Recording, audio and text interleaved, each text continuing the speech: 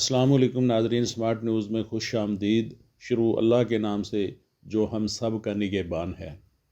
Smart news channel السلام علیکم ناظرین، اسمارٹ نیوز میں خوش آمدید۔ شروع اللہ کے نام سے جو ہم سب کا نگہبان ہے۔ اسمارٹ نیوز چینل کو دیکھنے کا شکریہ، کمنٹ سے حوصلہ افزائی فرمائیں۔ ناظرین، یوتھ نے میاں نواز شریف کو الیکشن سے آؤٹ کیا۔ وہ جتنی امیدیں لے کر لندن سے آئے تھے سب پر پانی پھیر دیا۔ میاں نواز شریف نے اگر یوتھ کو کچھ ریٹرن کیا ہوتا تو آج رزلٹ مختلف ہوتا۔ یوتھ کے اندر آخر میاں برادران کے خلاف نفرت کیوں؟ اس کی وجہ خود میاں برادران ہیں۔ ان کے بچے کہاں سے کہاں پہنچ گئے اور عام نوجوان زندہ رہنے کے لیے بنیادی ضروریات سے محروم ہے۔ سوئی گیس اور بجلی کے بل لوگ گھر کی چیزیں بیچ کر ادا کرتے ہیں۔ میاں برادران نے خود کو صرف حاکم سمجھا، عوام کو رعایا سمجھا، ان کے مسائل سے کوئی دلچسپی نہیں رہی۔ اب ان کا دعویٰ ہوا میں اڑا دیا ہے کہ یوتھ نے جو کہتے تھے کہ ہمارے ساتھ اصلی یوتھ ہے، اور آپ نے 25-30 سال حکمرانی کی، پاکستان کو کہاں پہنچا دیا۔ آپ کے پاس کوئی ویژن ہی نہیں، یا آپ کی ترجیحات میں یہ بات شامل ہی نہیں کہ پاکستان کو آگے لے کر جانا ہے۔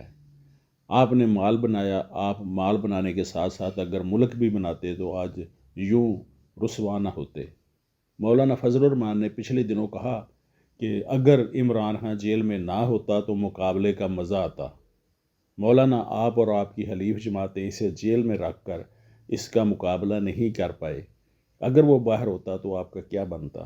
مولانا صاحب کے ریلیشن بہت اوپر تک ہیں۔ اگر آپ مزہ لینا چاہتے ہیں تو عمران خان کو باہر نکلوا کر ان کے مقابلے میں الیکشن لڑ کر دیکھ لیں۔ آپ کو مزے لوٹنے کا پورا حق ہے، اور جب سے آپ سیاست میں آئے ہیں آپ نے مزے ہی لوٹے ہیں۔ آپ نے نہ تو بطور عالم قوم کو کچھ ڈیلیور کیا ہے، نہ ہی بطور سیاستدان کچھ ڈیلیور کیا ہے۔ اس ملک کی سیاسی زندگی میں نصف سے زیادہ مدت آمرانہ حکومتیں رہیں، اور آپ ان کا بھی حصہ رہے۔ آپ بات کرتے ہیں جمہوریت کی۔ جو شخص ہر ڈکٹیٹر کی حکومت کا حصہ بنے اور جمہوریت کی بات کرے، اس سے زیادہ اور چیٹنگ نہیں ہو سکتی۔ جمہوریت کا حسن یہ ہوتا ہے کہ دوسرے کو برداشت کرنا، اس کی پذیرائی کرنا، مگر یہاں الیکشن نتائج میں جو کچھ ہوا اور جو کچھ دنیا نے دیکھا، اس سے بڑھ کر جمہوریت کو گدلا کرنے کی مثال شاید دنیا میں اور کہیں نہ ملے۔ عوام، میڈیا حیران اور پریشان اور سراپے احتجاج ہیں۔ الیکشن کمیشن آف پاکستان آئینی اعتبار سے ایک آزاد اور خود مختار ادارہ ہے۔ اس ادارے کا مقصد ملک میں شفاف، منصفانہ، غیر جانبدارانہ انتخابات کرانا ہے، اور اس ادارے کا فرض ہے کہ وہ قومی امنگوں اور آئینی ذمہ داریوں پر پورا اترے۔ مگر افسوس، صد افسوس، اس ادارے نے لٹیا ڈبو دی۔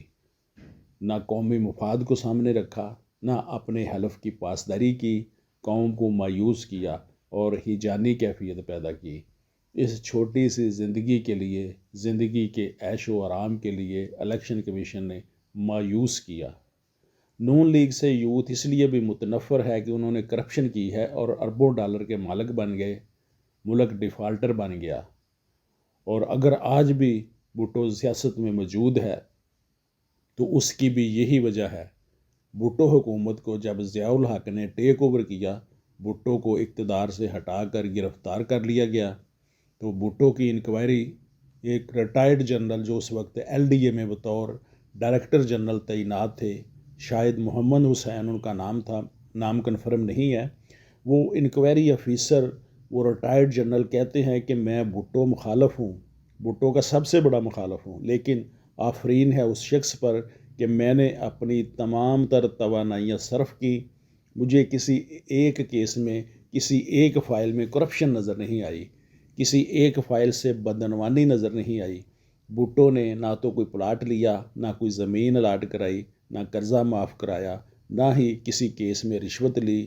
یہ تمام باتیں اس نے اپنی انکوائری رپورٹ میں بھی لکھی ہیں، اور وہ ریٹائرڈ جنرل انکوائری افیسر خود بھی دیانتدار شخص تھا۔ 2005 یا 2006 میں اس کا انتقال ہوا۔ وہ بوقت وفات جوہر ٹاؤن میں 6 مرلہ کے گھر میں رہتا تھا۔ اس کا کوئی بینک بیلنس نہیں تھا، کوئی دیگر پلاٹ نہیں تھا۔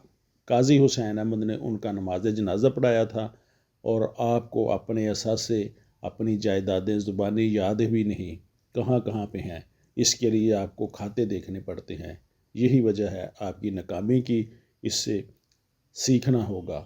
آج کے لیے بس اتنا ہی۔ میر محمد امین، ایڈوکیٹ، سمارٹ نیوز۔